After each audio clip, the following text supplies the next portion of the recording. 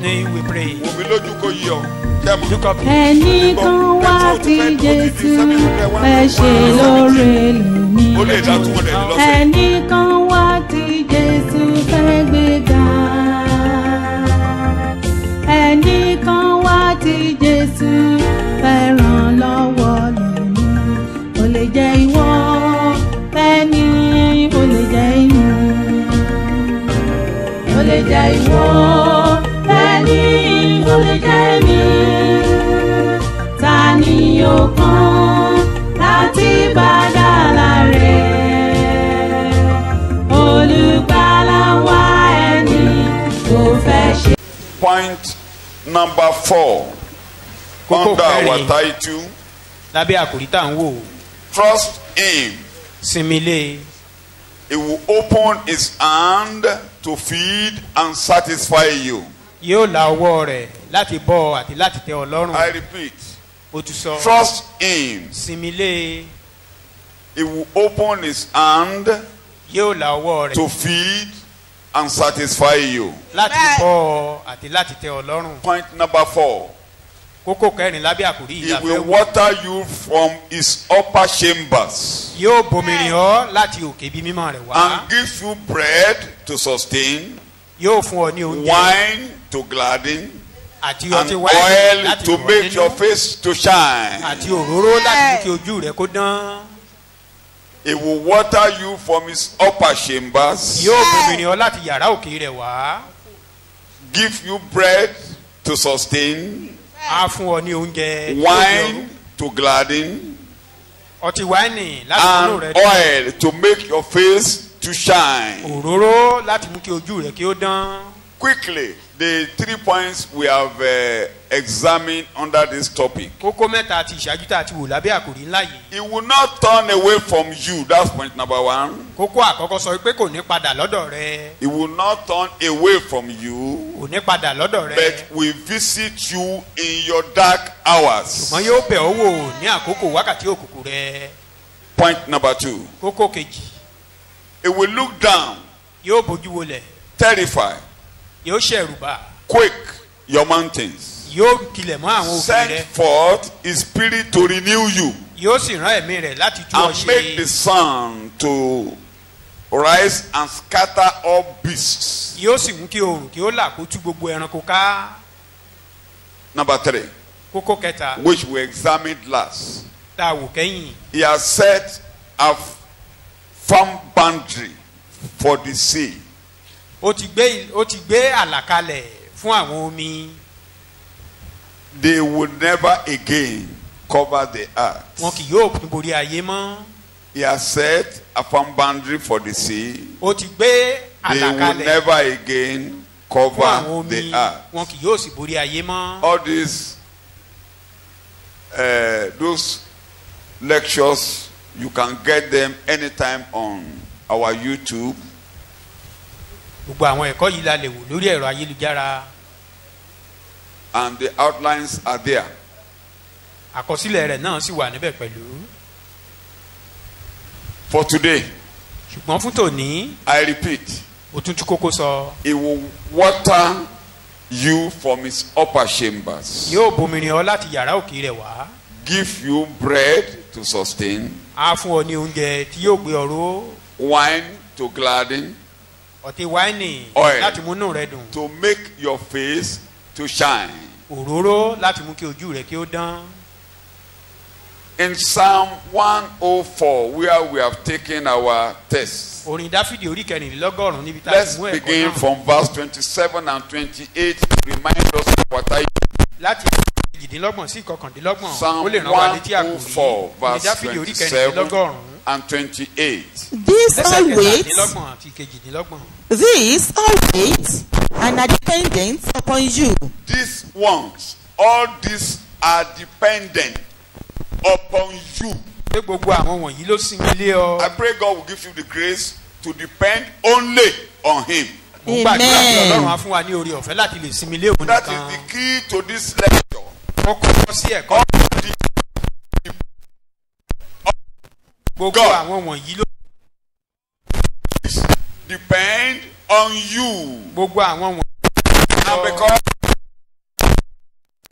are reading. that you may give them their food in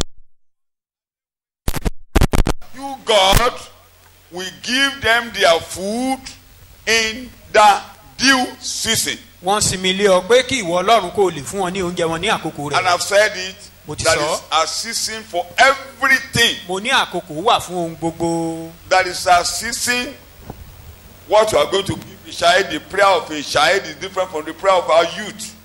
The prayer of àdúrà our fún ọmọ youth kékeré ó yàtọ̀ sí is ti different from ọ̀dọ́. the prayer of the aged. àdúrà ọ̀dọ́ ó yàtọ̀ sí ti àwọn àgbàlagbà. What you need now is, for instance, a child in the kindergarten is saying, Lord, give me a car. Will ọmọ God give kékeré me tó a sì car? tán sì ń bójútó tó ń sọ pé kọ́lọ́hún kó fóun ní mọ́tò I want to ride ayọ́kẹ́lẹ́ a car this year. pé ọdún yìí gan lòún fẹ́ gun mọ́tò. If God give him that car will kill him. bọ́lọ́hún tiẹ̀ fún ní mọ́tò òun ó ṣeé ṣe kó gé mọ́tò òun láṣekú pa. Even a secondary school boy ọmọ that iléèwé is girama requesting for a gan car, tó bá ń he gbàdúrà wants fún to mọ́tò die. He ó wants kó to fẹ́ para die. rẹ̀. He has not got a job. He has Kò tíì not níṣẹ́. done nothing. Kò tíì ṣe ohunkóhun. That is not his season of riding a car. kì í ṣe àkókò fún mọ́tò gígùn nìyẹn fún irú ọmọ bẹ́ẹ̀. God knows the season for everything you need. ọlọ́run mọ àkókò fún ohun gbogbo tá a There are nílò. some prayers we pray amiss that may not come at that season. àwọn àdúrà kan wà tá a gbà tí ò lè ṣiṣẹ́ There nínú are àkókò some bẹ́ẹ̀. periods you feel is your season. It may not yet be your season in the presence of God. àwọn ìgbà mìíràn wà tá a wò pé àkókò ti wà lélẹ́yìí But ṣùgbọ́n tí ò the bẹ́ẹ̀ key níwájú is ọlọ́run. that all these depend on you. ṣùgbọ́n kọ́kọ́rọ́ tó wà níbẹ̀ ni pé gbogbo nǹkan wọ̀nyí ló That sì ilé ìwọ you, ọlọ́run. God, may give them their food in their due season. pé kí ìwọ ọlọ́run kó o lè fún wọn ní oúnjẹ wọn ní àkókò rẹ̀. You are reading? when you give it to them, Yes. they gather it up. You open your hands, and they are filled with good things. Thank you very much. Another translation say, whatever you give to them is what they take. àkọsílẹ̀ mìíràn sọ pé èyí tó fi fún wọn ni wọ́n ń kó. If God does not give it to you and you want to force yourself, you will kill yourself. tọ́lọ́run ò bá fún ọ tó o bá fẹ́ fi tipátipá ṣe é ó ṣeé ṣe kó o para rẹ lára. Whatever God gives to you is yours. èyí tọ́lọ́run bá ti fún ọ tìrẹ ni. Whatever He does not give to you, forget èyí about tí ò it. bá ti fún ọ mọ́kàn You kúrò cannot lórí rẹ̀. have everything on earth. o ò lè ní ohun gbogbo nínú ayé And lẹ́yìn. this is not the journey to heaven. It's not a journey of comparison. ìrìn àjò sí ọ̀run kì í ṣe ìrìn àjò àfiwéra. It's an individual journey. ìrìn àjò ẹyọ ẹnìkọ̀ọ̀kan wá ní. Like a Yoruba will say, bí òwe yorùbá kan. Taiwo is different from Kehinde. pé ìbí táyé yàtọ̀ sí ti kẹ́hìndé. In other words, there is nothing like identical twins. ìyẹn ni pé kò sí nǹkan tá a lè sọ pé ó jọra nínú àwọn méjèèjì. Prove it by the line on the palm of everybody. a lè fìdí eléyìí múlẹ̀ nípa ìlà tó wà lọ́wọ́ The oníkálukú wa. fingers of twins that you say they are identical are never identical. àwọn ìbejì tó ní wọ́n jọra yìí Their ìlà ọwọ́ wọn nation yàtọ̀ síra. It's never the same. ẹ̀dá àwọn gan yàtọ̀ síra. Even Siamese twins who are joined together in the head, joined together, they are never the same. Their brain there are two brains there. It's only by error, one way or the other, that the head is joined together. And when the doctors are able to separate the head, you will see that each of them has its own brain. àwọn ìbejì gan tá a bí tán lẹ̀ mọ́ra lórí táwọn oníṣègùn tán bá lè ṣàṣeyọrí pé kán pín orí wọn yẹn kán pín sọ́tọ̀ọ̀tọ̀ kó ní kálukú dúró láyè Doctors have been àwa rí i pé succeeding. wọ́n yàtọ̀ síra They wọn. have been succeeding in doing that.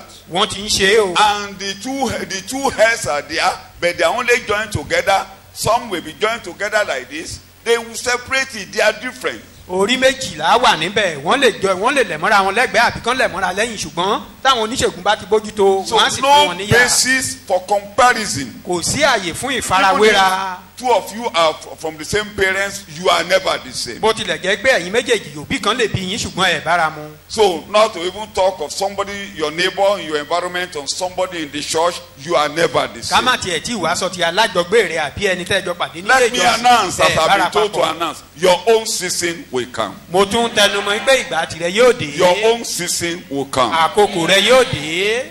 Whatever God gives to you, you will take.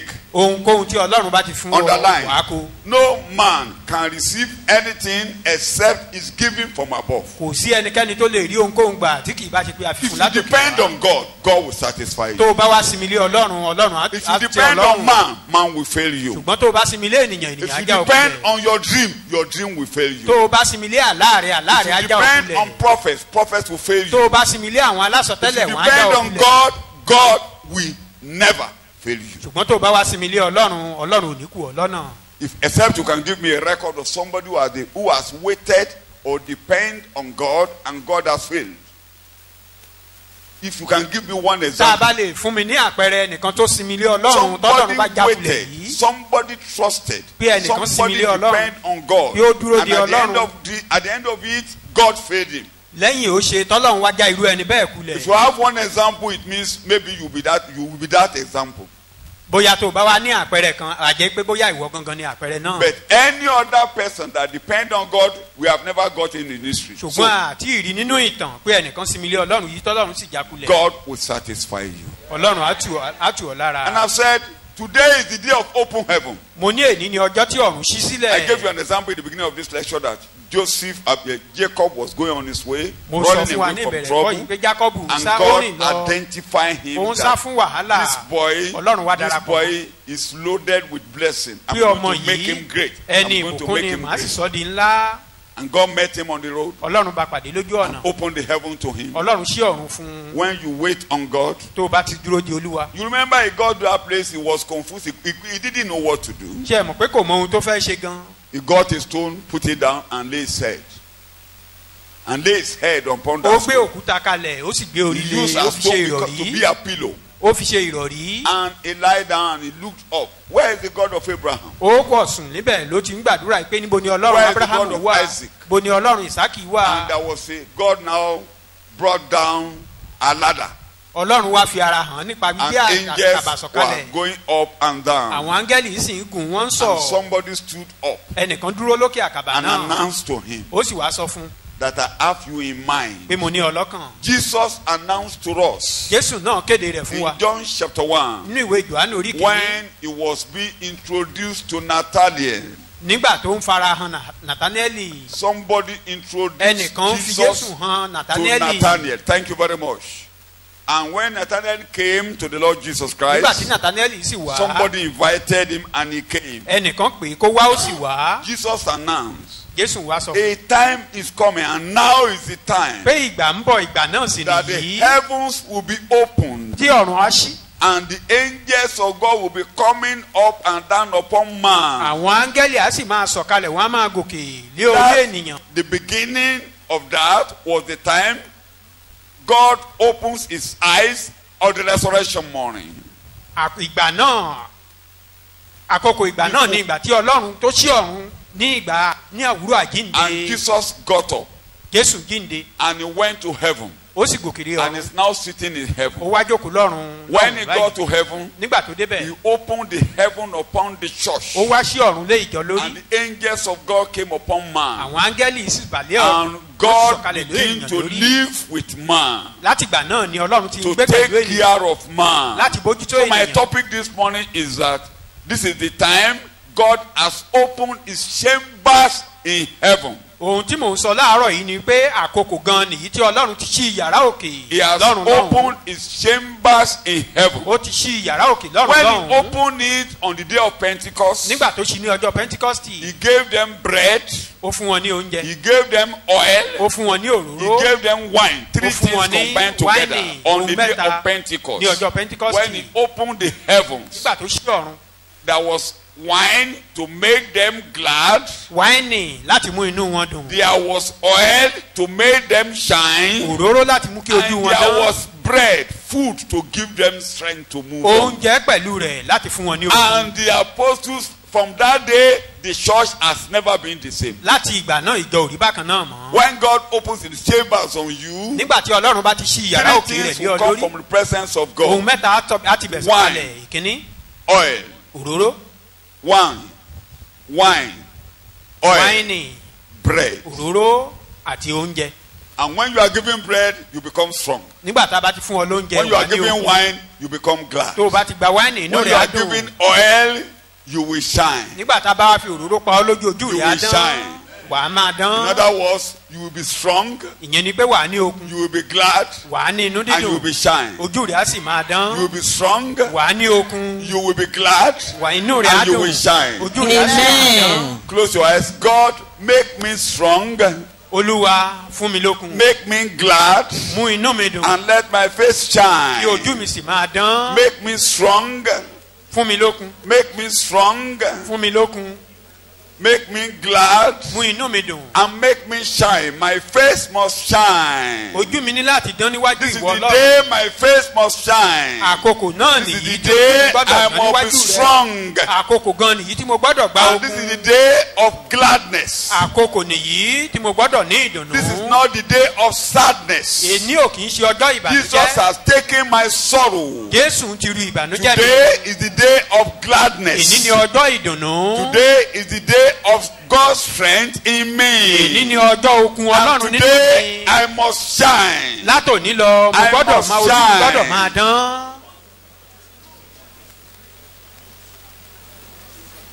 In Jesus' name we pray. ní orúkọ jésù Psalm ní àgbàdúrà. 103. orin dáfídì orí Let's kẹtàlélọ́gọ́rùn. quickly read first verse 13, 2, 14 and 15. Let's orin read dáfídì orí that. kẹrìnlélọ́gọ́rùn ẹsẹ̀ ìkẹtàlá. Psalm 104. bí bàbá okay. You are reading. ó ń bomirin àwọn òkè láti ìyẹ̀wù rẹ̀ wá Uh-huh. ìrẹsì ọwọ́ rẹ̀ tẹ́ ayé From lọ́rùn his chambers. From his chambers. láti yàrá òkè I want to wá. emphasize that very soon. From his chambers. You are reading in láti English. òkè wá. 13. he waters the mountains from his urban rooms From his upper room. the earth is satisfied From his upper room. láti yàrá òkè wá. Streaming from his upper room. From his mountain. láti àwọn From òkè his rẹ̀. mountain. láti Coming àwọn from òkè his rẹ̀. mountain. láti àwọn òkè rẹ̀. Streaming from his mountain. Ó ń ṣàn From wá the láti àwọn presence òkè of God rẹ̀. in his mountain. láti iwájú That ọlọ́run is lọ́hùn. why God is opening his eyes. This morning he will open his eyes upon your head. láàárọ̀ yìí ọlọ́run á Amen. la ojú rẹ̀ lé ọ lórí. He will satisfy you. amen You will be strong. amen You will be glad. amen And your face will shine. ojú rẹ̀ á sì dán. amen. You are reading the Bible. 13, 14. He waters the mountains from his upper rooms. Yes. The earth is satisfied and abounds with the fruit of his works. He causes vegetation to grow for the cattle Go to 15 is where I'm going because of my time. and wine that gladdens the heart of man. Can you see it? Wine that makes you glad. wáìnì tó mú inú ènìyàn dùn. You are reading. I'm And not going to the terminology of wine this morning, but when you talk of wine in the Bible, we are not talking of ogogoro. We are not tá a talking bá ń of sọ̀rọ̀ beer. nípa We are wáìnì talking nínú of bíbélì wine. kì í ṣe Wine you ògógóró will kì í ṣe drink kankan. and you will be glad. You will ṣùgbọ́n be ìtúwà glad. You àmutínú will be rẹ̀ á glad. dùn. to make his face shine more than oil. Your face will be shining even Ojú more rẹ̀ than á dán. oil. Amen. pàápàá. You are reading. And bread to support, refresh, and strengthen man's heart. You will be refreshed. You will be supported. Amen. You will be strengthened. Amen. Láti agbára rẹ̀ ṣe. You will Amen. be strengthened. Amen. You will be supported. Amen. You will be strengthened. Amen. You will be refreshed. Amen.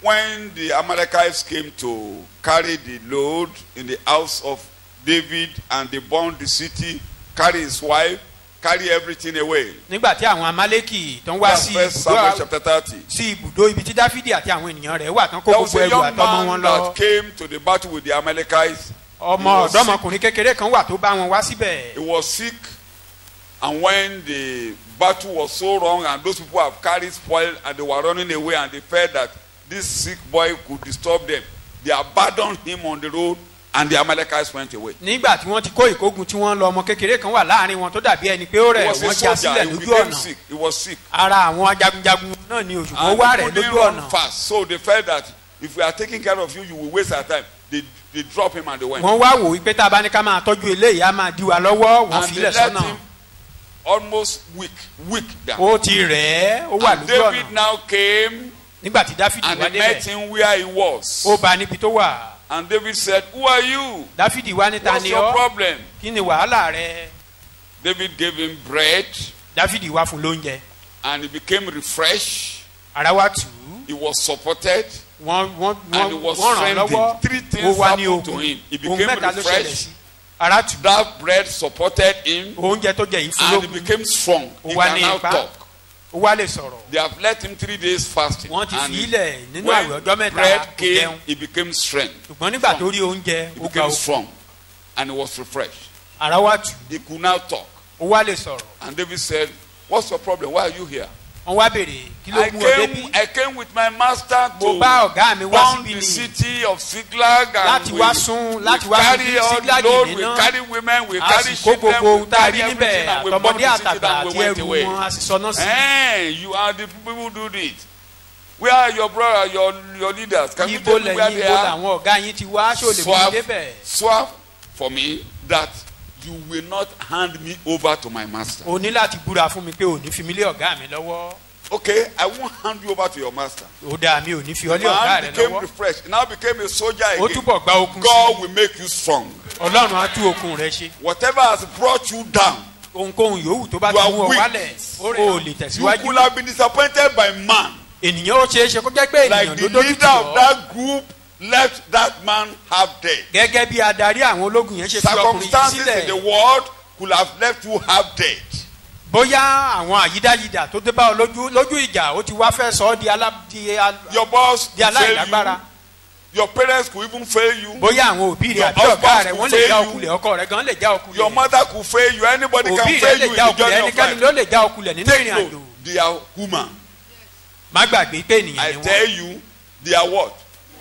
mò ń sọ fún ọ pé ènìyàn ni wọ́n Frail children of men, feeble, feeble and frail, feeble and frail, feeble aláìlókun and frail, feeble aláìlágbára and frail. ènìyàn And aláìlókun man aláìnípá can make a billions error in a day. ènìyàn lè ṣe àṣìṣe ẹgbẹẹgbẹ̀rún lójúmọ́ ọjọ́ kan But take note, ṣùgbọ́n kíyèsí eléyìí when you wait and you trust him, human error cannot change your destiny. ṣùgbọ́n tó o bá sinmi lé ọlọ́run àṣìṣe ènìyàn ò lè Human yí àyànmọ́ rẹ error, padà whatever human error that is done against you will take you to your destiny. àṣìṣe káṣìṣe tí ènìyàn bá mú dé bá ọ á mú ọ débi The àyànmọ́ human rẹ ni error led Àṣìṣe ènìyàn. Joseph to his destiny. ló mú joseph dé ibi tí ọlọ́run ní fún Human errors make Jacob himself to possess his possession. jacob gan fúnra rẹ̀ àṣìṣe ènìyàn ló mú kó ní It was àyànkáyànmọ́ rẹ̀ human tẹ̀ error lọ́wọ́ that made the promise of God to come to pass upon him. òun ló jẹ́ kí ìlérí ọlọ́run kó ṣẹ mọ́ lára ìyẹn àṣìṣe Quickly, ènìyàn human error produced 12 patriarchs. Human error àṣìṣe produced ènìyàn ló mú 12 patriarchs. àwọn àgbààgbà nínú ìgbàgbọ́ méjìlá ló kó wọn So jáde don't kill yourself because of any human error. má ṣe ra rẹ ní jàǹbá torí àṣìṣe ènìyàn Anybody could make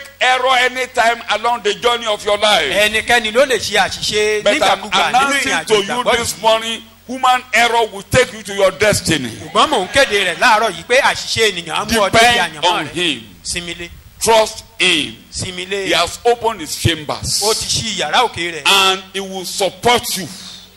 á fún ọ lókun He will give you the word from heaven. á fún ọ ní ọ̀rọ̀ That's the látòkè bread. wá That's the bread. ìyẹn ni oúnjẹ Because man shall not live by bread alone, torí ènìyàn but kì yóò all wà the nípa word àkàrà that come nìkan out of the mouth of ṣùgbọ́n God. kìkì ọ̀rọ̀ tó ti ẹnu When the ọlọ́run word jáde of God enter you, nígbà tí ọ̀rọ̀ ọlọ́run bá ti the wọnú word is life.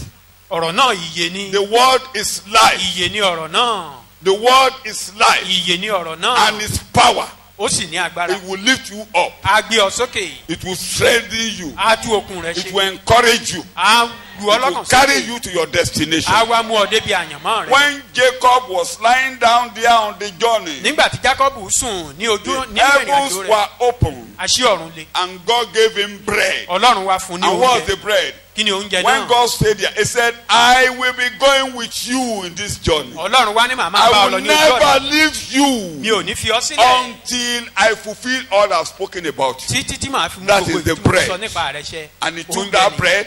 ó sì gba I'm oúnjẹ the náà God of your father, èmi ni ọlọ́run the àwọn bàbá God rẹ of Isaac, èmi ni ọlọ́run the God of Ísákì, Abraham. èmi ni ọlọ́run Abrahamu. This land is my land. Ilẹ̀ yìí èmi ni mo ní. You are now going on a journey. òun lọ sí ìrìn àjò I báyìí. will never leave you. mi ò ní fi ọ sílẹ̀. Go that journey. Whatever happens, I'm going with you. ohunkóhun yòówù kó ṣẹlẹ̀ And I ló wà will bring pẹ̀lú you rẹ. back to this place. màá wá mú ọ padà wá sí ilẹ̀ I yìí. will never leave you. Mi ò ní Nothing fi will ọ sílẹ̀. happen to you. ohunkóhun I ò ní will ṣe perform ọ́. all that I've spoken about you. gbogbo èyí tí mo sọ nípa rẹ ni màá mú ṣẹ. It's what I was telling you on Friday when we were praying, or Thursday when you were praying. God is sparing your life for a purpose. gẹ́gẹ́ bí èyí tí mò ń sọ ní ọjọ́ àlàmísì tó kọjá pé ọlọ́run mọ̀ọ́mọ̀ pa ọmọ fún èrèdí kan. And that purpose, personally, is what I'm telling myself. You know, I told you my own story. òun ni mo máa ń sọ fúnra mi. I told God, I still tell Mo sọ God this ìtàn morning tèmi when fún yín. I woke up a little bit, I couldn't sleep quickly. I was saying, well, I'm still alive today for a purpose. And that purpose, I will fulfill my destiny. ó rẹ̀ mí díẹ̀ ṣùgbọ́n ọlọ́run gbé mi dìde mo wá rí i pé ọlọ́run mọ̀ọ́mọ̀ dá ẹ̀mí mi sí fún èrèdí kan ni èrèdí yìí màá sì mú ṣẹ. And that purpose is to touch lives. èrèdí náà sì ni pé kí n This lè morning, fọwọ́ tọ́ àwọn ọkàn. God will touch your life. láàárọ̀ yìí ọlọ́run á fọwọ́ tọ́ ayé rẹ. God will touch your life. ọlọ́run á fọwọ́ tọ́ ayé rẹ. God has given me the bread. ọlọ́run ti fún mi ní And oúnjẹ. that bread is the word of God. oúnjẹ náà sì ni ọ̀rọ̀ It is ọlọ́run. strengthening me every ó day. ń fún mi ní okun Read the lójoojúmọ́. Bible, you will be supported.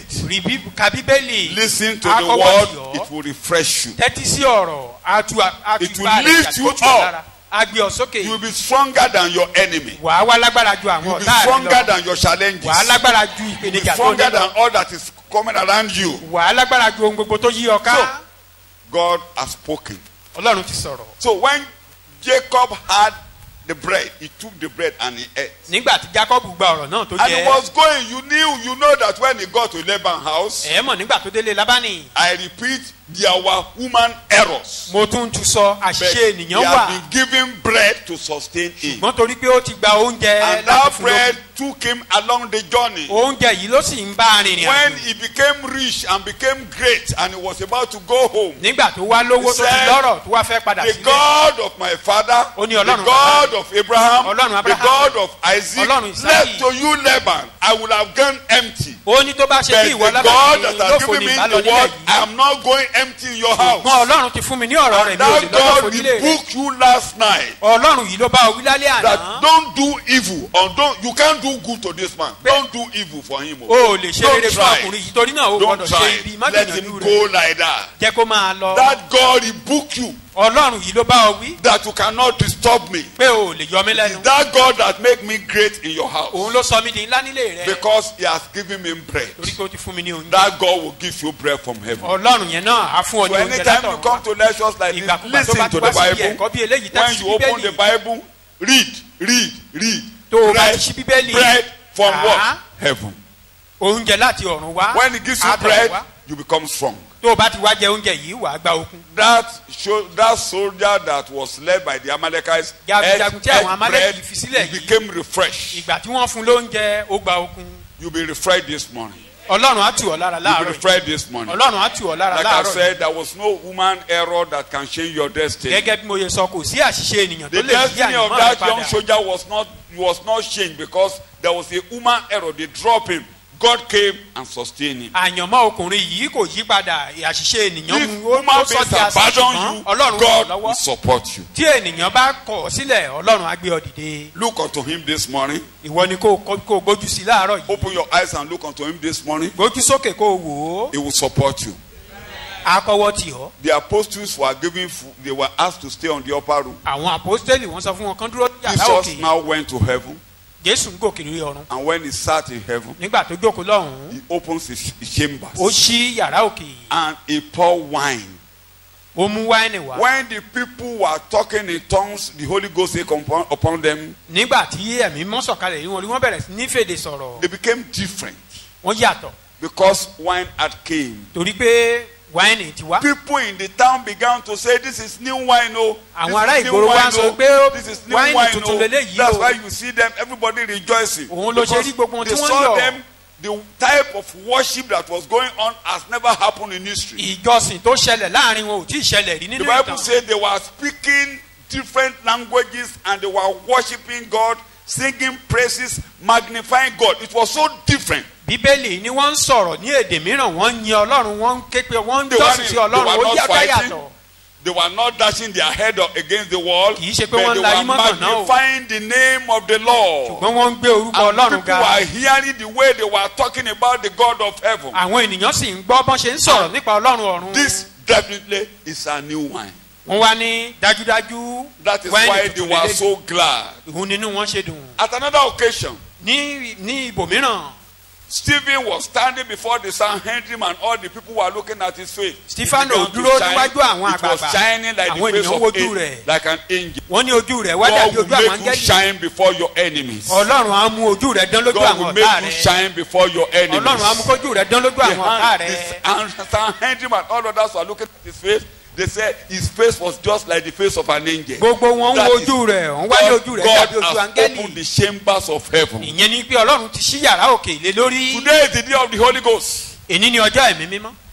The day of the Holy Ghost. Ọjọ́ ẹ̀mí mímọ́. When the Holy Ghost come into you, Tí ẹ̀mí mímọ́ bá ti sọ̀kalẹ̀ tọ̀wọ́ wá. you will be revived. Aṣọ ọjí. You will be revived. Aṣọ ọjí. Your face will shine. Ojú rẹ̀ á dán. Your face will shine. Ojú rẹ̀ á dán. Your face will shine. Ojú rẹ̀ á Your dán. enemies who wanted to fight you can will see a different thing in you. Àwọn ọ̀tá tán fẹ́ bá ọjà wá rí ohun And ọ̀tún the nínú power ayé will rẹ̀. come to you. God will lift your head up like this. Ọlọ́run á wá gbé orí God rẹ̀ will lift your sókè. head up like this. Ọlọ́run á gbé orí rẹ̀ sókè. Psalm 92. Orin Dáfídì orí We'll clear that. Psalm kejìléláàádọ́rùn-ún. 92 verse 10. Ẹsẹ̀ Let me ìkẹwàá add some rẹ̀. little Bible passages. to ṣùgbọ́n explain ìwọ my- mi ni ìwọ gbé ga bí ìwọ àgbáǹrere. God will lift you up.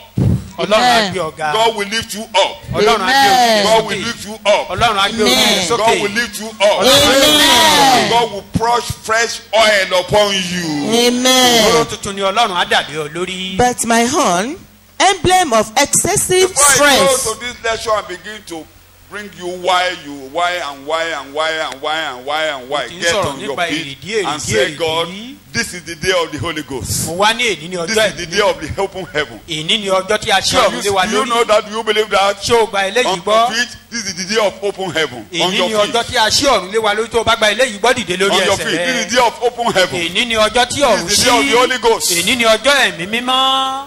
This is the day of the Holy Ghost. Èní ọjọ́ ẹ̀mí By mímọ́. the anointing, Jesus breaks the yoke. Sampa as of the prophet said, this is the day of the Lord. God is power again. By the anointing, Jesus. In 2 minutes, this is my day. Èní ni This ọjọ́ is my own day. ní ọjọ́ You are tèmi. not just opening the heaven, you are opening the heaven. O ti ṣí ọ̀run Holy lé Ghost lórí. take over. Ẹ̀mí Holy mímọ́ Ghost gbàṣàkóso. take over. Ẹ̀mí mímọ́ Holy gbàṣàkóso. Ghost take over. Ẹ̀mí mímọ́ Holy gbàṣàkóso. Ghost take over. Ẹ̀mí mímọ́ gbàṣàkóso. Holy Ghost take over. Ẹ̀mí mímọ́ gbàṣàkóso. It's my own day. Ọjọ́ tèmi ni. Holy Ghost take over. Ẹ̀mí mímọ́ gbàṣàkóso.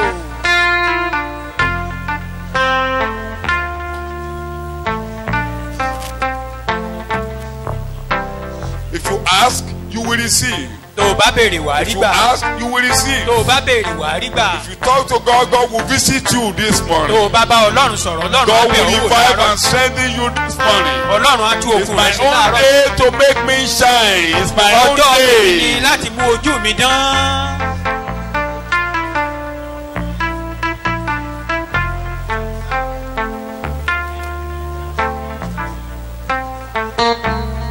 In Jesus' name we pray. Ní orúkọ Jésù ní Sit down. àdúrà. Ẹ jẹ́ ká jókòó. Let me explain about 3 or 4 points Ẹ jẹ́ ká wo Why? bíi Why? mẹ́ta àbí mẹ́rin. why God will sustain you, Ìdí tọ́lọ́run á fi gbé ọrọ̀. why God will gladden you, Ìdí tọ́lọ́run á fi múnú why rẹ̀ dùn. God will make your face to shine. Ìdí tọ́lọ́run á fi mú kójú rẹ̀ dán. Why? Ìdí wo? Why is the chambers of heaven open? Èrèdí wo la fi ṣí ọ̀run Why sílẹ̀? will it sustain you? Èrèdí tá a fi gbú ọdún Why tá a fi mú will ọdún. it make you glad? Èrèdí wo la fi mú inú rẹ̀ dùn. Point number 1. Kókó àkọ́kọ́. He has led captivity captive. Nítorí pé ó ti kó àwọn ìgbèkùn ní Those ìgbèkùn. who are sitting upon you, Àwọn tó jókòó lé ọ those lórí. who are holding you back from your destiny, Àwọn tó ní àyànmọ́ they rẹ̀ will oníṣẹ́ mọ́ ọ never lára. lay their hands upon you again. Wọn ò ní lè gbé ọwọ́ wọn lé ọmọ. In Ephesians chapter 4, Ní ìwé Éfésù orí 4, verse 8 and 9. ẹsẹ̀ ìkẹjọ sí kẹsàn-án Verse rẹ̀. 8 and 9. nítorí náà ó wí Therefore pé it is said, Yes. therefore it is said, when he ascended on high, he led captivity captive, he led a train of vanquished foes, and he bestowed gifts There on are 2 men. points I want to emphasize in succession. kókó méjì ni mo fẹ́ tẹnumọ́ níbẹ̀. But the key is that the chambers of heaven is open because Jesus has gone to heaven. kọ́kọ́rọ́ tó wà níbẹ̀ ni pé a ti ṣí ọ̀run sílẹ̀ And torí I'm pé coming to jésù that. wà lọ́run I will be taking lọ́run. that as my point number B. màá wò But ní gẹ́gẹ́ bí before abala he kejì. went to heaven, ṣùgbọ́n kó tó gòkè rí ọ̀run. he first of all descended to the earth, ó kọ́kọ́ sọ̀kalẹ̀ lọ sí ìsàlẹ̀ where demons are. níbi tí àwọn agbára He òkú went wà. to meet Satan in hell. ó lọ ká èṣù mọ́ ọ̀run àpáàdì lọ́hùn. He went to the hall of judgment. ó lọ sí gbọ̀ngàn ìdájọ́ lọ́hùn. Underline my key points under that when he descended into hell. nígbà tó sọ̀kalẹ̀ lọ sí ìsàlẹ̀ lọ́hùn. That was the ẹ kíyèsí end àwọn kókó tí mo of sọ. judgment.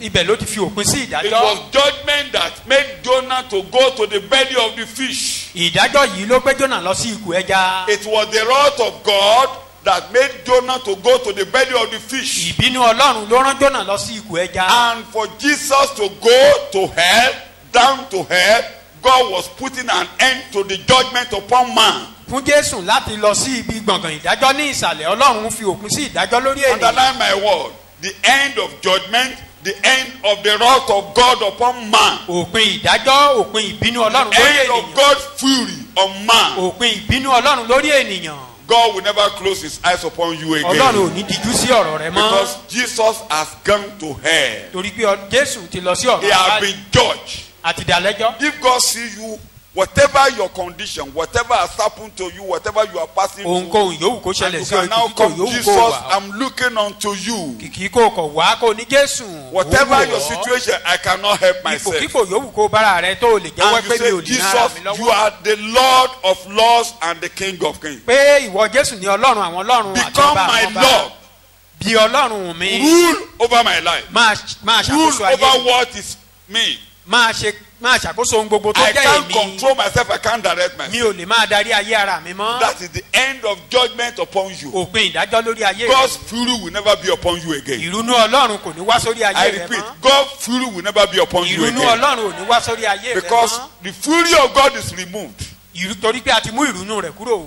Let me repeat for your understanding. ẹ jẹ́ kí n tuntun sọ kó lè yé wa. Are you there? ṣé o wà níbẹ̀? Are you listening to me? mo ní ṣé ẹ̀ ń gbọ́ mi. Is there anything coming to your life that you cannot understand? ṣé àwọn nǹkan kan wà nínú ayé rẹ tó yé You rẹ ò kò yé know, ọ. Jonah did not know that there is a great message ahead of him. There was a great message ahead of him. Jónà ò mọ̀ pé iṣẹ́ ńlá kan wà níwájú òun. But he only felt he can't carry that assignment out. ó kọ̀ wò pé òun ò lè múṣẹ́ ilé And he was iṣẹ́. passing through a wave and he couldn't pray. ó wá ń lanú ìjì kọjá kò sì lè gbàdúrà. Is there any wave passing through your life that you couldn't pray and you are running for people to help you to pray? mi ò mọ̀ bóyá ìjì kan wà tó ń tì ọ́ sọ́dọ̀ Others tì ọ́ were sódì tó praying, wá ń sá lọ he sọ́dọ̀ àwọn couldn't ènìyàn. pray. àwọn yòókù ń gbàdúrà Jónà ò gbàdúrà. He couldn't pray. kò lè gbàdúrà. And the wave was too much. ìjì yìí sì pọ̀ He was even lọ́pọ̀lọpọ̀. sleeping. kódà ó tún sùn. Are you in the midst of difficulties and you are even sleeping? ṣé ìwọ náà wà nínú ìpèníjà tó lágbára tó ń wá ń kùn ọ́ níbẹ̀. Cast your life into the hand of the Lord. gbé ayé rẹ lé ọwọ́ lé Until Jésù he lọ́wọ́. has thrown me into the midst of the wave. àfìgbà tó ní ẹ jì mí sínú ìjì. I'm running away from the God of heaven and mò earth. ń sá fún ọlọ́run tó dá ọ̀run àti ayé This ni. morning, whatever you are passing through, ohunkóhun tí ìwọ náà bá ń là kọjá where láàárọ̀ you cannot help yourself, tó lè ran ara rẹ and you lọ́wọ́. can now announce, Jesus, become my Lord. tó o bá lè sọ pé Jésù di olúwa Close your mi. eyes. Rule over my life. wá gbàkóso ayé mi. Take over.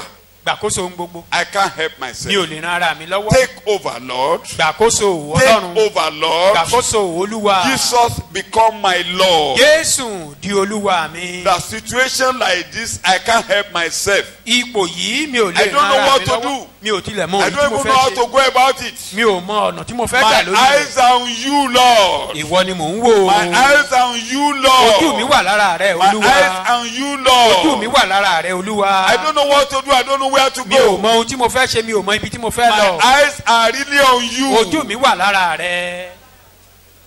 In Jesus' name we pray. ní orúkọ Jésù. As many as are taking that decision this morning, Gẹ́gẹ́ bí ọ̀pọ̀lọpọ̀ ṣe mú ìpinnu yìí the láàárọ̀ cup yìí. of fury in your hand is taken away. Agbáago ìbínú lọ́wọ́ rẹ ní orúkọ Jésù. And the blood of Jesus is washing away your sins. Ẹ̀jẹ̀ Jésù sì fọ gbogbo We ẹ̀ṣẹ̀ rẹ. never go into condemnation. Ẹ ní wọnú ìdálẹ́bi lọ. God will never judge you again. Ọlọ́run ò ní dá ọ̀lẹ́jọ́ mọ́. Life has come in. Ìyè ti wọlé. Light has come in. Ìyè wọlé. Darkness must vanish. Òkùnkùn ní láti paradà. In the name of Ní Jesus. orúkọ Jésù. In the name of Ní Jesus. orúkọ Jésù. In Jesus' name we pray. Ní orúkọ Jésù ní So àgbàdúrà. Jesus went down Jésù into sọ̀kalẹ̀ lọ sí the ìsàlẹ̀. crisis of man, Sínú into wàhálà the ways ènìyàn. of man. Nínú ìjì ènìyàn. He has entered into the crisis of your life today, Ó ti wọnú wàhálà ayé rẹ and lónìí. you will never see that crisis O ní again. rí ìṣòro yìí mọ́ He lórúkọ has Jésù. entered into that wave. Ó ti wọnú ìjì. That wave will never overcome Ìjì you, yẹn ò ní borí ayé rẹ. because the wind and the waves obey him. Nítorí pé afẹ́fẹ́ àti ìjì wọ́n gbọ́ The tirẹ̀. winds and the wave obey him. Afẹ́fẹ́ àti ìjì gbọ́ tirẹ̀. That wave to stop. Kí ìjì náà kó panu mọ́. Jesus entered. Torí pé Jésù ń wọlé. He entered. Ó wọlé. And because of that, Torí eléyìí, God will never judge you again. Ọlọ́run ò ní dá ọ lẹ́jọ́ mọ́. Because God will not judge you Torí again. pé Ọlọ́run ò ní dá ọ lẹ́jọ́ mọ́. And those who are sitting and saying, you must be judged. Àwọn tó jókòó tó ń sọ pé a gbọ́dọ̀ dá ọ lẹ́jọ́. Like I said, there are 5 generals. Mo ní àwọn ọba márùn-ún ló wà. From this day, you will put your feet on their neck. Láti òní lọ wàá gbé ẹsẹ̀ rẹ lé wọn lórí. Those who said you won't possess your possession. Àwọn tó ní òní gba ìní rẹ. I'm reading Joshua chapter 10, Ìwé Joshua orí verse kẹwàá. 24 to 25. Láti ẹsẹ̀ ìkẹrìnlélógún sí Joshua ìkarùnlélọ́gbọ̀n. chapter 10, Ìwé Joshua orí kẹwàá. verse 24 down to 27. 27 is my ó sì ṣe Yes, nígbà tí wọ́n mú àwọn ọba náà tọ̀ Jóṣúà wá yes. ni Jóṣúà pè gbogbo àwọn ọkùnrin Ísírẹ́lì. All men come. ó sì Yes, wí fún àwọn olórí àwọn ọmọ ogun tí ó bá a lọ pé yes. ẹ súnmọ́ yìí Come here. ẹ sì fi ẹsẹ̀ yín lé ọrùn àwọn ọba wọ̀nyí. Put your feet on their neck. You are reading. wọ́n sì súnmọ́ wọn Yes, wọ́n sì gbé ẹsẹ̀ wọn lé wọn lé ọrùn. yes, Jóṣúà sì wí fún wọn pé yes. ẹ má ṣe Joshua said to them, ẹ má lè ṣe fòyà ẹ ṣe gírí Uh-huh. kí ẹ sì mú àyálé Uh-huh. nítorí pé báyìí ni Olúwa yóò ṣe sí àwọn ọ̀tá yín gbogbo tí Thus ẹ̀yin ń bá says jà. the Lord, all the enemies that are fighting against you from this day, you will put your feet on their neck. Báyìí ni Amen. Olúwa wí láti That's ìsìn what lọ Jesus gbogbo àwọn ọ̀tá tó gbógun tí ọ wà he gbé ẹsẹ̀ lé wọn went lórí. down to do. Ohun tí Jésù lọ ṣe ní All ìsàlẹ̀ the nísàlẹ̀ lọ enemies, ṣe. you know, in the land of Canaan, Ẹ mọ̀ ní these ilẹ̀ Kénáánì. enemies gathered together and they said, Gibeon, you will never succeed. You will never be part of God's people. Gibeon make reconciliation with Joshua and with the people of God, and they were annoyed. Àwọn ará ilẹ̀ Kénáánì kóra wọn jọ wọ́n ní ẹ̀yin ará Gíbíónì ẹ̀ ní ṣàṣeyọrí torí pé ó bá àwọn ọmọ Ísírẹ́lì ó bá wọn Those làjà who ó are wá gbógun tì í. annoyed that you made a league with Christ, those enemies will put under your feet. Àwọn tó bá wá ń gbógun tì ọ́ torí pé ó bá Ọlọ́run làjà abẹ́ ẹsẹ̀ rẹ̀ ni wọ́n á wà. Àwọn yẹn kóra àwọn jọ pọ̀. Wọ́n ní They gather wọn ò ní jẹ́ themselves. kí ọwọ́ Gibeoni ó tẹ ire rẹ̀. They said Gibeonites will not achieve a Gbogbo àwọn success. tó ní ọwọ́ rẹ̀ ò ní tẹ ire rẹ̀. All those who are saying you will Wọ́n á not dé achieve tẹ̀mọ́lẹ̀ something lábẹ́ in this ẹsẹ̀ world. rẹ̀. Come Amen. under your feet. lẹ́yìn náà ni Jóṣúà sì kọlù wọ́n ó sì pa wọ́n ó sì so wọ́n rọ̀ lórí igi Orí márùn-ún. igi ni wọ́n so wọ́n. 5 generals. Àwọn ọba márààrún, The power of sin, agbára ẹ̀ṣẹ̀, the curses in your family, ẹ̀gún nínú ìdílé rẹ̀, inherited curses. àwọn ẹ̀gún àjogúnbá. Let me repeat it. Jẹ́ kí n tútù sọ. Number 1, Ìkíní, your human nature. ẹ̀dá rẹ̀, Your human nature. ẹ̀dá ènìyàn tó Your gbé nínú rẹ̀. inherited that is full of sin. Àwọn ohun tó jogún nínú bàbá rẹ̀ tó kún fún ẹ̀ṣẹ̀. Generalissimo number 1. Ìyẹn gan ni olórí ogun tó ga jù. If that general goes, all others will continue to crumble. Tí jagunjagun yìí bá ti ṣubú, gbogbo àwọn That's ìyókù why I àṣubú said you tẹ̀lé. should tell God that I can't help myself. Òun ni mo ṣe ní kó o sọ fún There is Ọlọ́run an pé mi ò evil ní rárá mi nature in lọ́wọ́. you. pushing you against God. ẹ̀dá ibi ń gbénú ènìyàn tó ń ti ènìyàn kọjú But the ọlọ́run. woman said, I don't want to be pushed against you. ṣùgbọ́n ní kété tó o bá ti sọ pé I mi ò want fẹ́ to ká do tì í your will, I kọjú can't help ọ. myself. ìfẹ́ rẹ ni mo fẹ́ ṣe mi ò fẹ́ That mi ò lè general ràn was mí lọ́wọ́. smashed down when Jesus went to hell. olórí ogun yìí àti That tẹ̀ general mọ́lẹ̀ nígbà brought tí Jésù ti lọ wrath sí upon ọ̀run man. àbáàdì. That general brought evil upon man. That jagunjagun general yìí ló mú brought curses ìfúnwẹ́ upon ènìyàn man. òun ló mú ẹ̀gún wá sórí ènìyàn. General number 2, curse. olórí ogun kejì Curse. lórí ẹ̀gún. Curse has triplets. ẹ̀gún ní tirẹ̀ ó pín sí ọ̀nà mẹ́ta. Ó àbí ká ní bímọ ìbẹ́ta mẹ́ta. ni wọ́n. Ó ní bẹ́ta ló bí. he has a triplet. Ọmọ mẹ́ta ló bí lẹ́ẹ̀kan ṣoṣo. he has triplet. Ó dẹ̀ station wọn káàkiri. and he stationed them Ó station wọn káàkiri sínú ilé rẹ̀. Èkíní tó mú wá in ní pé everyone's house. kó máa ṣiṣẹ́. Kó máa ṣiṣẹ́ gidigidi Number one bí is for erin. for you to Kó be wá máa jẹ walking, oúnjẹ bí eku asín. walking like elephant and be eating like a man. Kó o ṣá máa làágùn ṣá. for you to be Ó lọ bí struggle. iṣẹ́ kó má rí kankan mú bọ̀. for you not to have anything to show for it. Ṣé o ń gbọ́? you listening to me? General ni o. he's a general. Olórí ogun ni o. he's a captain. Olórí ogun kejì. the second captain. Ọmọ kejì tó bí his second child. ní òjòjò. sickness. Okòrùn. sickness. Àìsàn. Tó bá wù kó o pé. Call it any Òjòjò. name. Wo. Mo ti sickness. máa ń sọ fún yín bá ti ń ṣẹ̀kọ́. I've been telling you Tó bá wù anytime káwọn I'm dókítà gbé teaching jíjẹ. out someone whatever Tí ò bá sí ẹ̀gún, kò the sí research àìsàn. without cause. Àìsàn ò bá no ènìyàn wáyé. sickness was not accompanying Tí o ti man gbọ́. to this world. Àìsàn ti inú ẹ̀gún jáde. sickness emanates from causes. Ẹ̀kọ́ tí mò ń ṣe tó bá fẹ́ ka lọ ka dídúmú 28. Go and read Deuteronomy chapter 28 Wà á rí from pé verse gbogbo 15. ohun tí Ọlọ́run pè yẹn ó ti inú ẹ̀gún jáde. See, all those things emanate from N curses. tó dé bá ènìyàn nínú Genesis orí kẹta ni. That was what came upon man in Genesis chapter 3. Yẹ mọ̀ pé inú ẹ̀kọ́ tí mò ń ṣe mo ní ẹ̀yin tó bá ti bá Jésù làjà. I said, when you A reconcile ó with sọ Christ, orí ilẹ̀ di ọ̀tún lábẹ́ ẹsẹ̀ rẹ̀. the land will be renewed under your feet. Torí ìwọlẹ̀ ẹni tọ́lọ́run á súre lórí rẹ̀ mú Because bẹ́kọ̀ you are ìlú. the one that Bàbá God ti will súre lórí bless. rẹ̀ Once ilẹ̀ you are ibi tó bá blessed, ti dé yóò anywhere dáa you fún get ọ. to, wherever you find yourself, it will be well with you. Ìwọ ló ṣe pàtàkì o. You are the most important. Bó ń gbé àní àfonífojì. Even if you live in the Òjijì valley, ikú ibẹ̀ ló ti máa the dáa shadow fún of ọ. death, it will be well Mo ló with máa you ṣe fún ọ there. níbẹ̀. It will be well with Mo you ló máa there. ṣe fún ọ níbẹ̀. It will be well with you Ibi tán there. bá ti ní orí wọn sórí burúkú When they níbẹ̀ say wàá they are sórí ire unfortunate, níbẹ̀. you will be fortunate. Tí a bá ti bógun balógun márùn-ún tá a bá ti borí ẹ̀ Once lórí. those 5 captains have Ẹ̀kẹta, been removed, number 3 lùkúlùkù. of them, that is Lùkúlùkù. premature death or Kí ni sudden mo death. korúkọ rẹ̀ ń jẹ́? Ọmọ mẹ́ta tí balógun kejì That bí is the triplet of the second captain. gbogbo ìyẹn la lọ dá lẹ́jọ́ nígbà tí All Jésù those àwọn ni ones Jésù kó lọ At sínú the door, ìgbèkùn. Jesus Ó took kó them wọn lọ into sínú captivity. ìgbèkùn. He Wọn took ò them bá into Jésù captivity. dìde. They never Tó o rose bá up ti with yọ̀wọ́ rẹ̀ him. ẹ bá Jésù Once you pàdé surrender wọn ò ní your bá ọ life, dìde. They will never rise Wọn up ò with sí you. nínú ẹ̀dá tuntun. They are not in the new generation. Wọn ò sí nínú ẹ̀ torí ẹ̀dá Ọlọ́run la fi dípò ẹ̀dá ènìyàn. The nature of God has been replaced. Pétérù kejì The orí nature of ìkíní man has been ẹsẹ̀ replaced with the nature of ẹ̀kẹrin God. ẹsẹ̀ ẹ̀kẹta ẹ̀kẹrin ló sọ fún wa pé Second Peter, ẹ̀dá Ọlọ́run la fi dípò ẹ̀dá ènìyàn. You now The have nature a of God divine replaced that of nature. man. We You now have have become the inheritant of divine nature, a partaker jogún- of divine nature. àti jogún ohun tọ̀run, Ẹ̀dá ẹ̀dá Ọlọ́run. tọ̀run, ẹ̀dá Ọlọ́run. So gbàtẹ́ ẹ̀dá ènìyàn bá tẹ bá yín kọ́ wọ́n Once human nature is not accompanying you again, lùkúlùkù ò ní pa ọ́.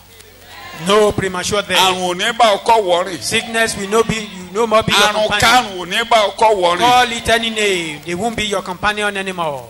Mo ti sọ níjẹta. I said it day before Alàgbà ń sọ yesterday. lẹ́ẹ̀kan tó bá ti wọnú Jésù lọ Our máa leader sọ was saying it the wípé other time. òjòjò yìí ò ní bá mi kọ́ wọ́rìn You mọ́. will be once you are in Christ, O you ti will be bá informing fún that Jésù sickness that o ti you bá will no more be ìdájọ́ my lọ. companion. Sọ bẹ́ẹ̀ o ti bá You've ìdájọ́ lọ. gone with the judgment with O ti Christ. bá ìdájọ́ You've lọ. gone with judgment with Ọlọ́run ò dá Christ. mi lẹ́jọ́ mọ́. God is no more judging me. Ẹnu ìdájọ́ la gbé àìsàn sí. Sickness Ibẹ̀ la resides. gbé ẹ̀fọ́rí sí. Sickness Ibẹ̀ la gbé resides. ìfọ́jú sí. ibẹ̀ la gbé ìyarọ sí. That is ibẹ̀ la gbé ìyàgàn sí. their barrenness remains. Ọlọ́run ò dẹ̀ dá mi lẹ́jọ́ And mọ́. God is no more judging me. torí pé o ti bá ìdájọ́ lọ. Because all those O things ní have bá mi kọ́ gone with wọ́rìn judgment. mọ́. Therefore you will no more be my ní companion. orúkọ Jésù ò ní bá mi kọ́ You will wọ́rìn no more mọ́. be my companion in the name of Jesus. o ti wọnú ìgbèkùn lọ. You've entered into o captivity. ti wọnú ìgbèkùn lọ. You've entered into o captivity. ní kó mi sí ìgbèkùn You mọ́. will no more took me captive. lórúkọ Jésù mo bá lọ́wọ́ rẹ. I'm free from máa sọ you. bẹ́ẹ̀ mo bá lọ́wọ́ rẹ. I'm free o from ti you. wọnú ìgbèkùn lọ. You've entered into mi captivity. ò ní bá wọnú I ìgbèkùn will mọ́. no more go with you into captivity. That Jésù in the name of Jesus. lórúkọ In Jésù. the name of àrùn Jesus. karùn-ún nínú egungun nínú omi ara àti ẹ̀jẹ̀ mi. In my body system, O lè the blood dè mí system, ní the ìgbèkùn. bone marrow. You can't take me captive. Jésù di ìgbèkùn ní ìgbèkùn. Jesus take captivity O ní captive. kó mi wọnú ìgbèkùn You will lọ. never take me into captivity Mi ò fẹ́ anymore. morúkọ rẹ I o. want to know your name. Ní orúkọ Jésù In jáde.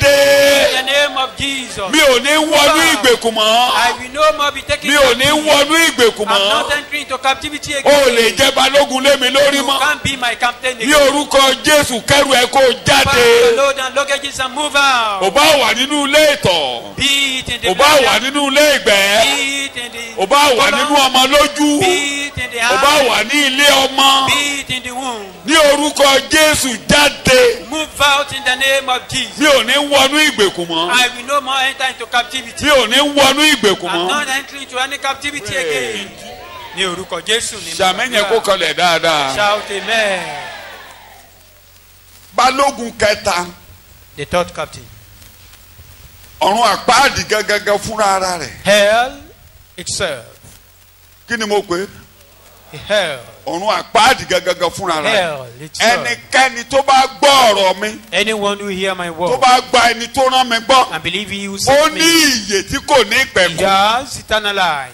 Kò ní wá sí ìdájọ́ mọ́. He will not come to judgment Wíbẹ̀ mo again. ní ìyè tí kò ní I ìpẹ̀kun. have eternal Mo ti life. gbọ́ ọ̀rọ̀ Ọlọ́run. I've heard the word of God. Mo ti gbọ́ ọ̀rọ̀ Jésù. I've heard the word of Jesus. Mo ti gbàgbọ́. I believe it. Mo ní ìyè tí kò ní I ìpẹ̀kun. have eternal Mi life. ò ní wá sí ìdájọ́ I will mọ́. no more come to Mi judgment. ò ní wá sí ìdájọ́ I will mọ́. not come to Mo judgment ti ré ikú anymore. kọjá bọ́ sí I ìyè. cross over from death to life. Mo ti ré ikú kọjá bọ́ sí I ìyè. cross over Mi death ò ní to wá sí life. ìdájọ́ I will mọ́. no more come to judgment.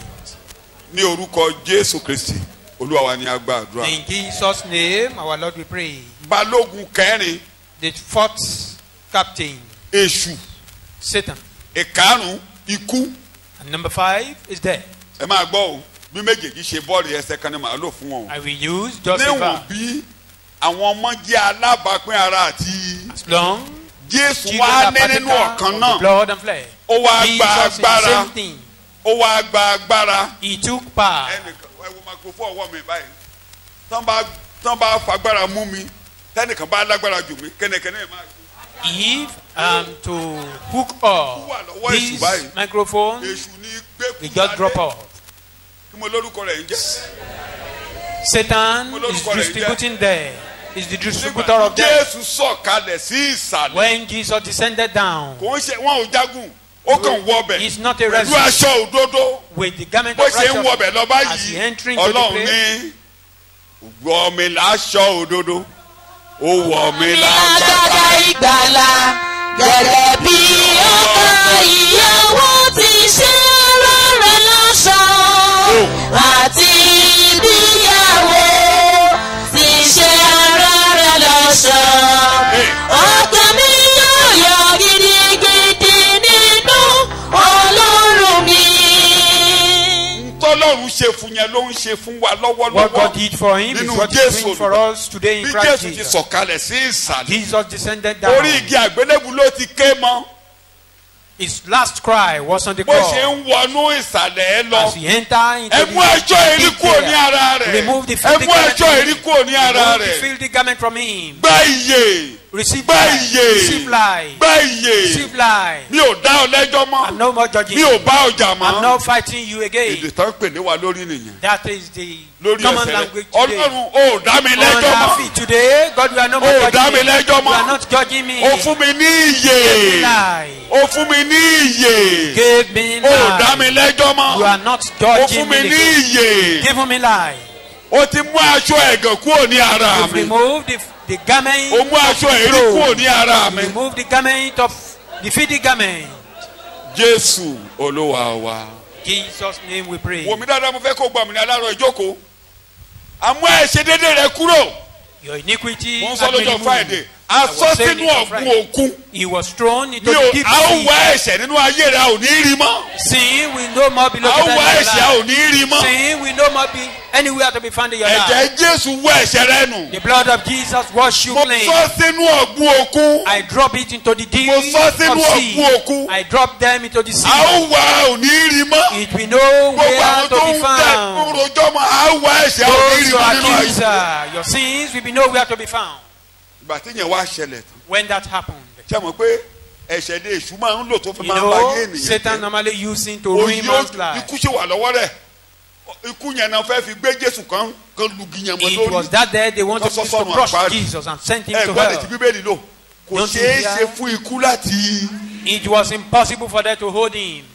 ó tú ìrora ikú. He lose Acts the chapter agony 2, of death. 24 ni mò ń kà yẹn. Torí kò ṣeé ṣe. It was Ikú impossible. ò lè mú.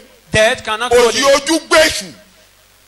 Bó ṣe ní kó máa sábà yìí. Lòyì Satan ojú was gbé. confounded. Ló ṣubú lulẹ̀. He fell down. You remember Goliath? Ẹrántí Goliath. Remember Goliath? Ẹrántí That was Goliath. a battle in hell.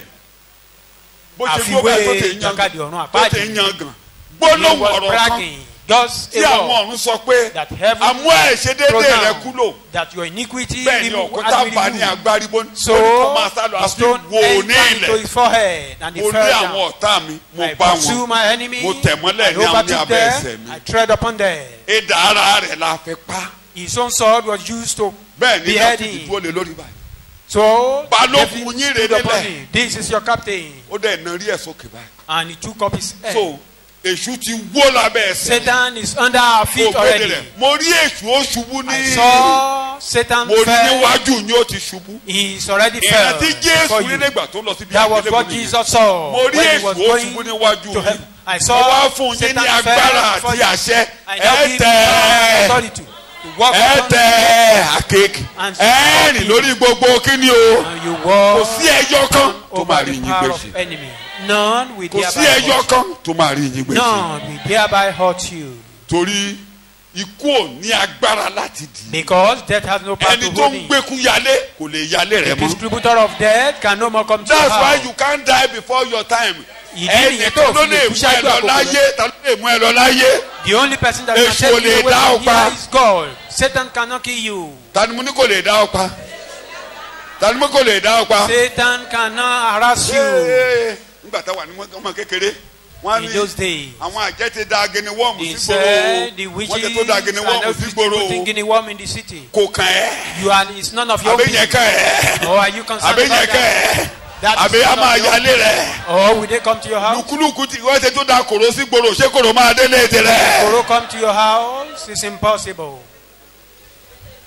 Torí ẹni tó ń gbé e dání, ó ti Because ṣubú. the distributor had Torí already ẹ̀ṣẹ̀ ò fell. sí nínú ayé Because rẹ̀. sin is no more found So in you. Balógun ti ṣubú sọ The bẹ́ẹ̀. captain is grounded already. Balógun ti wó ní abẹ́ ẹsẹ̀ mi. The captain had fell Balógun ti under wó my ní feet. abẹ́ ẹsẹ̀ mi. The captain had Ikú fell ò ní under agbára my láti di Jésù mú. Death has no Ikú power ò to lè hold dì you. mí mú. Therefore, they Ikú can ò hold lè you. dá mi pa. Death cannot kill Ikú me. ò lè dá mi pa. You there, you Mo can't ní kill me. iyè. I have life. Mo ní I iyè. have Mo life. ré ikú kọjá bọ́ sí Cross over iyè. from death to Mi ò ní life. wá sí I ìdájọ́ will mọ́. no more come to judge me. In Jesus' name. Tó we wáyé pray. ẹ̀bẹ̀ yẹn. Gbogbo You ohun tó now ń kó wa understand. mára. Bó ni gbogbo wọn wà báyìí o. All Jésù ti those di enemies ìgbèkùn are under our ní. feet. Because Jesus So is captivity oṣù captive. òní jọba lémi lórí mọ́sọ́ bẹ́ẹ̀. Wretchedness will no more reign over me. Mi Poverty ò will ní not fọwọ́ reign in my tálẹ̀ mọ́ life. láyé. I will no more be wretched. We pray. Wò mí lójú kó yí ọ. Ṣé mọ̀? Look up here. Ẹ ti ń gbọ́. Petrol ti fẹ́ ó ti di 700 No. 170. Ó lè dá Petrol is 200 now lọ́sẹ̀ yìí. Expensive. Per litre. Maybe Ṣe this week. má they can fòyà, sell kò kàn ẹ́. 200 again. Don't be Wọ́n ní kò afraid. ṣe. It's none of your own business. Ìyẹn a máa báráyé. That one will Ṣùgbọ́n be ilẹ̀ for the ibi tí portion wàá of máa gbà kọjá ojú rẹ̀ a máa di ọ̀tún. for the land where you will pass will be refreshed. ẹ̀gún yẹn ò kàn ọ́. That cause, you are less concerned Hey, about ráìsì ti di àpò kan it. Sell rice ó ti di also àpò kan amount. 150,000. ó jẹ You will eat. ó jẹ You will eat. God will satisfy you. Ọlọ́run á tù ọ́ lára, á tẹ́ Ọlọ́run. ohun tó di ayé ní ìgbèkùn tára fi máa ní ayé That thing nìyẹn. that is taking ṣùgbọ́n the ní world tiẹ̀ captive. àwọn that nǹkan made tó them ń ba feel ayé ẹni jẹ́ agony. yìí ó di ìtẹ̀mọ́lẹ̀ Of sọ́bẹ̀ all lẹ́gbẹ̀dá these ó di things that is ìtẹ̀mọ́lẹ̀ ruining man's lórúkọ life, Jésù ó di they are under ìtẹ̀mọ́lẹ̀ my feet. lórúkọ Jésù ó ti di You ìtẹ̀mọ́lẹ̀ are under my feet. orí wàhálà ẹ̀ máa gbà kọjá I will walk orí upon ìṣòro yìí ni this mo máa gbà I kọjá will walk upon these challenges. orí ẹ̀ mo máa gbà kọjá I will walk upon orí ẹ̀ them. ni mo máa gbà I will kọjá walk upon them. orí ẹ̀ ni mo máa gbà kọjá I will walk upon orí ẹ̀ ni them. mo máa gbà I kọjá will walk upon it. orí ẹ̀ ni mo máa gbà I will kọjá. tread upon them.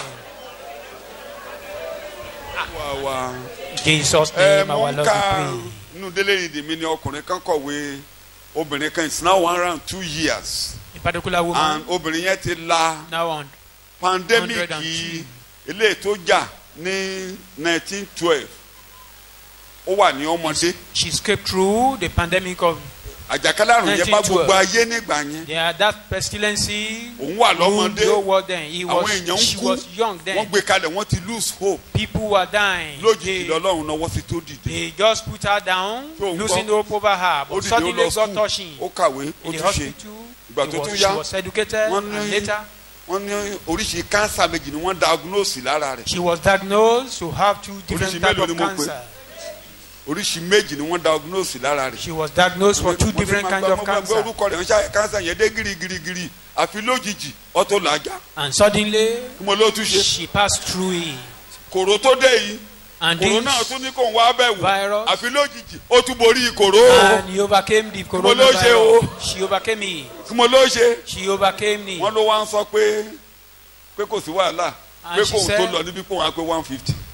She was now saying before he departed from this world, she will reach gbogbo èjì tó ń jà 150. ní àlàjà What we are saying is, èmi every àlàjà storm, I will pass through èmi them. àlàjà I will pass Jésù through di every ìgbèkùn ní ìgbèkùn Jesus took that Jésù ti di ìgbèkùn ní ìgbèkùn Jesus took captivity. Jésù di ìgbèkùn ní ìgbèkùn Jesus took captivity. ó ní dèmí ní ìgbèkùn You will not more take me ẹ̀ṣẹ̀ ò ní dèmí ní Sin ìgbèkùn will not take me captive. ègún ò ní gbé mi dè Curses will not take èṣù me ò lè captive. dèmí ní ìgbèkùn Satan, you will not take me ikú ò captive. lè dèmí ní Death, ìgbèkùn you will not take me ọ̀run captive. àpáàdì mi ò lè wọnú ẹ lọ mọ́ Hell. ó lè dèmí ní ìgbèkùn Hell can no more take me captive. ìdájọ́ ti kúrò lórí ayé mi Judgment is no more upon my head.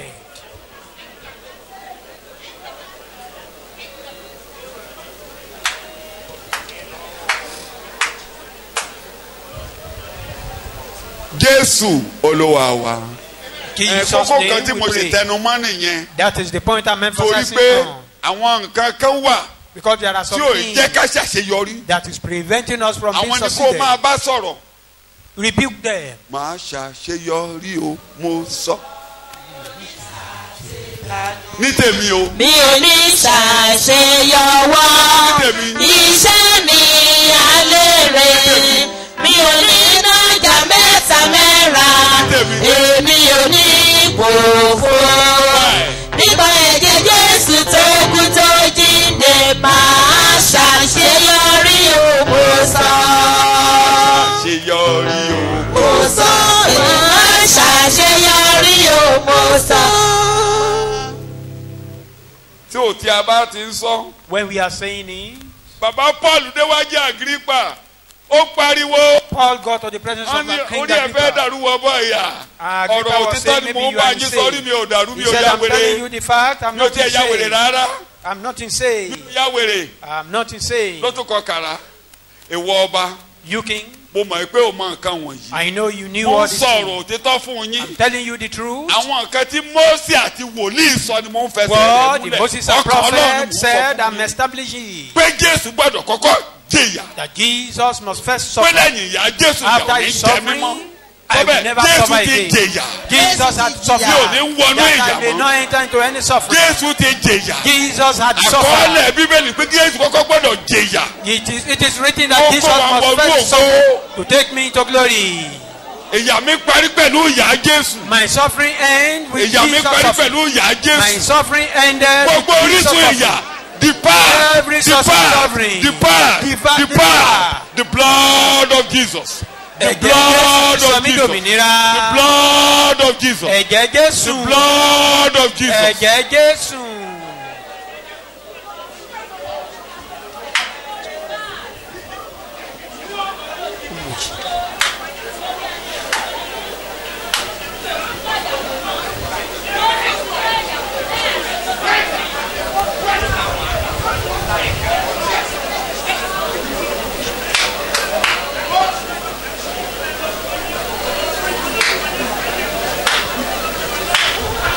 Bó ṣe ṣùgbọ́n jẹ́ èèyàn ìdájọ́ ti parí ò lè dá mi lẹ́jọ́ mọ́ ìdájọ́ parí ìyà mi parí The judgment has ìdájọ́ parí ended. ìyà mi Therefore you parí. will judge me again. My suffering has ended as well.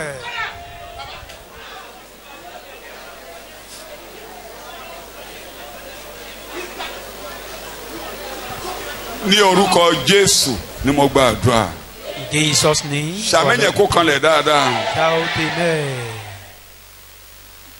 Ó dáa jẹ́ kí mi introduce ẹ̀ pàdé mi níjọ́ mi. Let me introduce it. We meet Lẹ́yìn ìgbà tó parí ìyà after he end. ìgbà yẹn ló jáde gàlántì After the end báyìí of the strife, tó bọ́ sáàrin àwọn ọmọlẹ́yìn. he came out. Àlàáfíà fún Of the yín. disciples, he said, peace, Àlàáfíà fún yín. peace be unto you. Àlàáfíà fún yín. Peace be unto you. Àlàáfíà fún yín. Peace be unto you.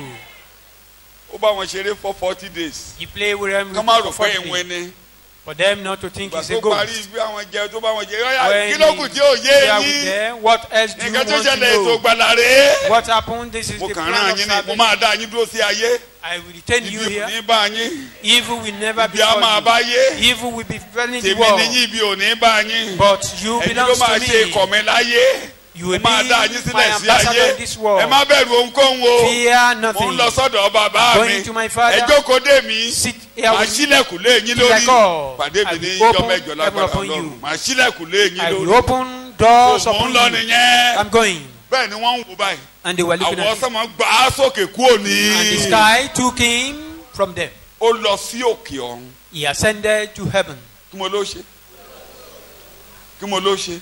He ascended to Ó heaven. wá ní mo fẹ́ lọ ṣílẹ̀kùn fún yín báyìí. Said, I'm going to open the door for Mo you. fẹ́ ṣílẹ̀kùn ọjọ́ yín I fún want yín. to open the door of your Lórí ilẹ̀ day. yìí o. That upon this land, Ẹ ní nájà mẹ́ta mẹ́ra. you will buy and you Màá will fún sell. yín lóúnjẹ. I will feed you. Ọkàn yín á le. Your heart will be Màá fún yín strong. ní wáìn. I will give you Inú wine yín á máa dùn. and you will be glad. Ó ànáǹsì ẹ̀ kó tó lọ o. He announced that before he departed.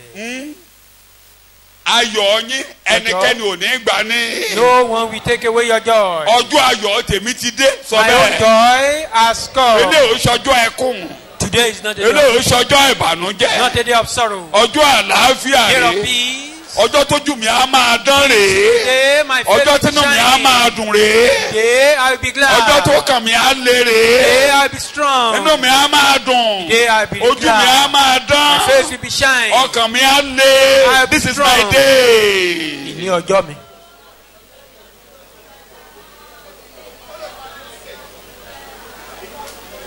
Jésù Olúwa wa. Jesus' Ẹ̀yin name mo we ní wàá pray. pàdé mi ní ọ̀sẹ̀ tó ń bọ̀ ní Said pé you meet ìgbà me tó wá dórí òkè tán When he got there, ṣe yẹn what bá he gbẹ́nu did, lé if I should start that, màá gòkè lásán aago 12. possibly maybe by 12. N tó ṣe you may fún wa not be able nígbà to tó finish. dórí òkè What he tán. did for us when Sọ́márì we ẹ̀ got ṣáà ni pé ọkàn rẹ̀ á le. that Inú rẹ̀ á your dùn. heart will be strong, you'll be Ojú rẹ̀ á glad, dán. your face will be shine. Ò ní báyé jẹ̀yà mọ́. You will no more suffer with the world. Má máa bẹ̀rù ìgboro. Don't be afraid of what is happening in the town. Kó bá ti kó ṣọ́ọ̀ṣì bẹ́ẹ̀ lọ àtúmọ̀ àgbọ̀rọ̀ yìí. Ee gbénigbéni Once ti you gbé move ni out o. of this Kò place, kàn ẹ́. Maybe Mo ní kò it's ṣe- not their work. It's none of your own business. má ṣe fòyà Ẹnìkan wọ́n bọ̀ jáde ẹnìkan máa ń lu gángan látijọ́. There was a drama in those days. Kò ṣeé pa kò ṣeé lù ló. You can't kill him. Bọ̀rọ̀ Can't kill kọ́tà him. ni. You can't sham him. Just slippery from your hand. Kó bá tún dọ̀dọ̀ wọn wọn á lẹ́lẹ́jẹ̀ funfun ni ọ́. When you get to them, they said Orí you are ẹ̀jẹ̀. white-blooded. Ẹran tí ẹ kóró bẹ́ẹ̀ yẹn jẹ́ rọrùn. Your own flesh Bẹ́ẹ̀ is fọ́n kí wọn bá bitter. mọ̀ ẹ̀jẹ̀ ẹ̀fọn yẹn gbàlejò rọrùn kú yà ló máa kú. Ọlọ́run nìkan ló lè bá ọjà. It's only God that can fight you. Kòkòrò kan ò lè bá ọjà. No even insect or Eṣinṣin, ẹ̀fọn, iná, gbogbo ẹ̀ ló bá wọn jà ní Egypt. Kò délẹ̀ Góṣẹ́nì. In Egypt, never reach the land of Goshen. Kòkòrò ní fáírọ̀sì corona. Virus is an issue. Abẹ́ṣe kòkòrò. It's a virus.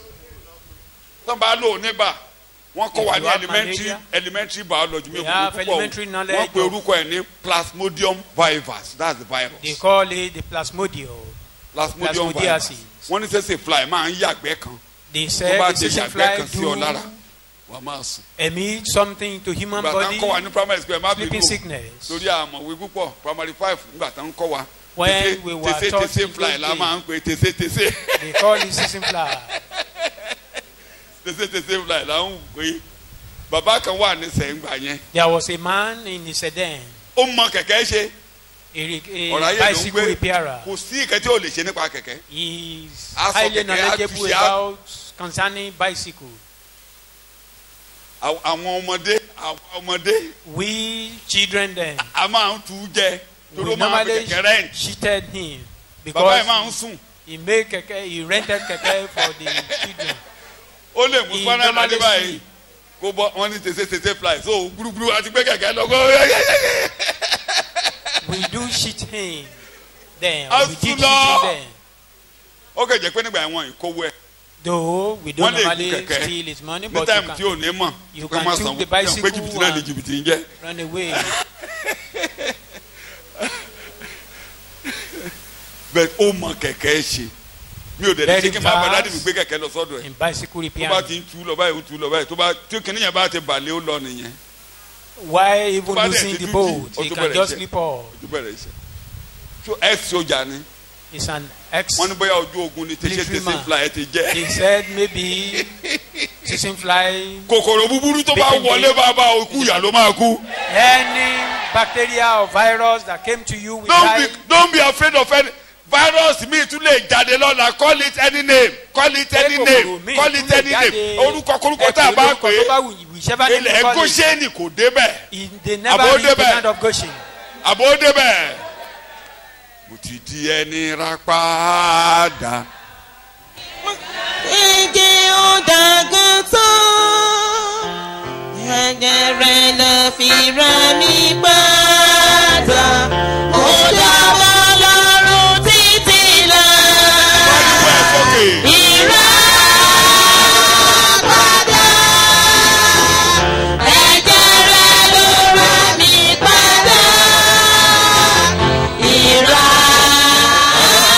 padà. Mo dábọ̀ lọ́rùn títí lọ. lórí ẹsẹ̀ ẹ̀kọ́ lórí.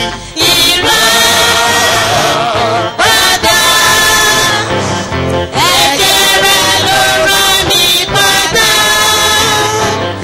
Ìrà padà, mo dábọ̀ lọ́rùn títí lọ.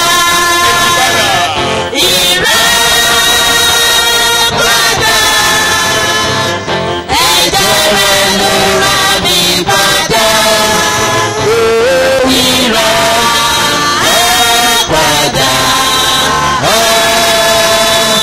mo dábọ̀ lọ́rùn títí lọ. ọdún pẹ́ lọ́wọ́ ọlọ́run ìjọsìn.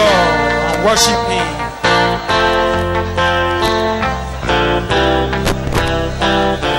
lórúkọ Jésù Kristi Olúwa gba ọpẹ́ wa. Amen. ní orúkọ Jésù Kristi Olúwa gba ìyìn wa. bàbá mi máa wá ń gbàdúrà. We are praying. ohun tá a jẹ́ ni wọ́n ń sọ fún wa yìí. Who we are is what they are orí telling ọ̀fẹ́ us. tá a ó fi tẹnu mọ́. Praise to emphasize tí a ó on fi it. tẹnu mọ́ nǹkan tá a To jẹ́. emphasize who lórúkọ we Jésù are. Kristi Olúwa dálé wa lórí. Amen. orí nǹkan tá a bá kú pera wa náà máa pè wá. What we call ourselves is what people will call us. ẹni tó bá pera ẹ̀ ní nǹkan mìíràn wọ́n á Call pè ní yourself nǹkan another thing, mìíràn. they will call you ṣùgbọ́n another nǹkan thing. tó o pè wá Jésù you Kristi call us la jẹ́ Jesus. lórí ilẹ̀. What is what we orí call ọ̀fẹ́ us. tí a ó fi tẹnu mọ́. Praise that we can Lórúkọ use to Jésù, emphasize on Olúwa it. dálé wa Father, lórí. put it on us. ní orúkọ Jésù Olúwa dálé wa Father, lórí. put it on us. bá ó ti wá máa tẹnumọ́ tá ó máa jẹ́wọ́ rẹ̀. Emphasizing on it and lórúkọ confessing on Jésù it. Kristi kó máa rí bẹ́ẹ̀ That fún so wa. shall it be for us. Yorùbá ní ẹnu ara ẹni náà fi ń pe tèmi dire. A ó máa fi ẹnu ara wa pè é. Using our mouth to Bá ó pray. ti máa fi pè é yìí lórúkọ Jésù káyé wa máa dire. Let our light Nínú ìrìn àjò wa lórúkọ Jésù Kristi kí ayé wa máa dire. Let our light turn to good. Ògo ni forúkọ yín Ọlọ́run. God, Ògo ni forúkọ yín glory Ọlọ́run. be to God. Ní ìsinsìnyí wọ́n ní Nàìjíríà tó ti wọnú recession. Nigeria have entered into another Ayé wa ò sí lọ́wọ́ ọ̀sà kò sí lọ́wọ́ Our life is recession. not in the hand of Buhari or recession. Ayé wa ọwọ́ Ọlọ́run ló Our wà. life is in the hand of So God. nínú ayé bá a ti ń lọ lórílẹ̀‐èdè Nàìjíríà yìí, Nation Nigeria. àwa ń sọ wípé Saying, bíbí bá ń bá ayé, if àwọn àrùlà ó dájú. báwa bá ní ayé ara òbí mi ní ìlọ̀mọ̀ yẹn ní ojú Olúwa ẹ̀kọ́ ayọ̀ àti ìròyìn ibi òní bá mi ìwé àwa Sọ bẹ́ẹ̀ sọ bẹ́ẹ̀ sọ bẹ́ẹ̀.